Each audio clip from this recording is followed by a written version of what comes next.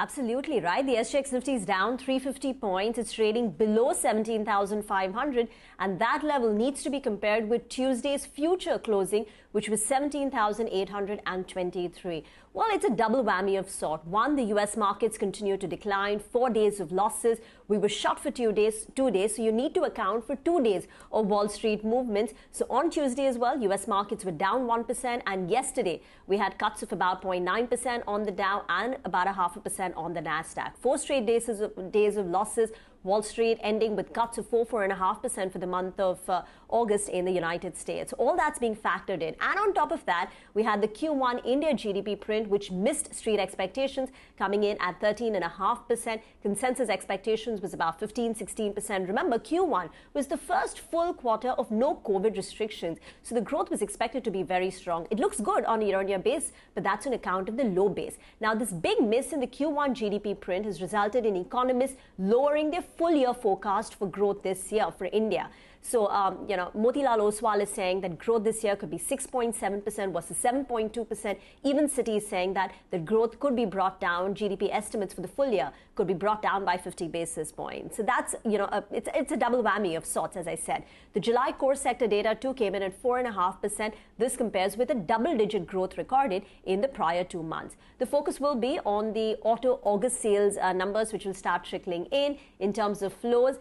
Big buy number coming in from FIIs, more than 4,000 crore rupees, while the DII sold 656 crore in the cash market on Tuesday. But remember, Tuesday was a big day for our markets where, we had that big up move, that surprise big up move that we had in the market. So the FI buying was strong on Tuesday, but let's see what today shapes up. The SGX Nifty is suggesting that the start is indeed going to be difficult to traverse. All right, so we are going to get a sharply lower start, but let's see how we move from there. Rima, stay on. Also take us through some of the stocks that we should watch out for in today's trading session. Well, a couple of big ones like Biocon, Z Entertainment, Spicejet, these should be the stocks on your radar. And of course, auto sales, as I said, numbers will come through the day. So on Biocon, the US FDA has issued 11 observations, each for 2 sites in Bengaluru and 6 observations for their Malaysia site. So this comes in as a negative news for Biocon. For Z Entertainment, there are 2 sets of news, one good, one bad. So the good news is the company has signed a strategic licensing agreement with Disney Star for exclusive TV rights of the ICC men's event. Now, this is positive because the missing link in the company's content offering was sports. And with the tie-up with Disney Star Sports for the ICC men's event, it gets that sporting franchise in. And considering that the payout, the payout agreement is that it's going to be staggered, analysts say that there is going to be no impact on the profitability. But there were also media reports which suggest that the Z-Sony news is under scrutiny, and CCI, that's the Competition Commission of India, has raised some concerns. Z has clarified on that. They're saying the Reuters report, the media report, which brought this issue, is using some old, financial numbers of Z Entertainment, and they are in discussion with CCI, but I think that could be a bit of an overhang. Spicejet has reported its Q1 FY23 numbers.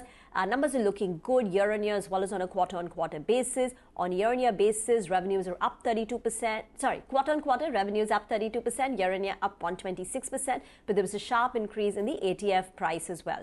Glenmark Pharma has, got some approval for a nasal spray in the United States. And for Zydus Life, they've also received a US FDA approval for a generic version of a tablet which is used to treat depression and nerve damage. And finally, keep your eye out on the oil and gas because the fortnightly revision in windfall tax has been announced. Back to you.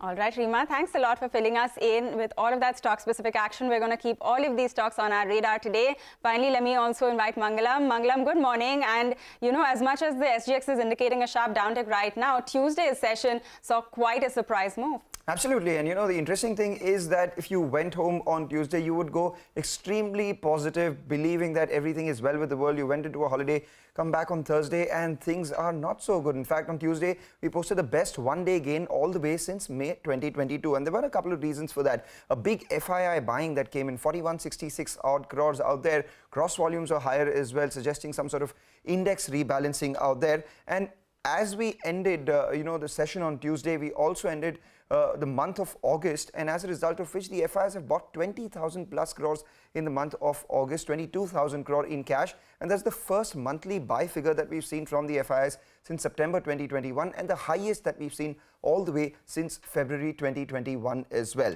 And now, in light of that, if you look at the SGX Nifty, it tells you that there has been a bit of a U-turn, because the SGX Nifty, while is close to around that 36-point downtick right now, compare that with yesterday and day before yesterday, the futures close, it is a near 400-point decline itself.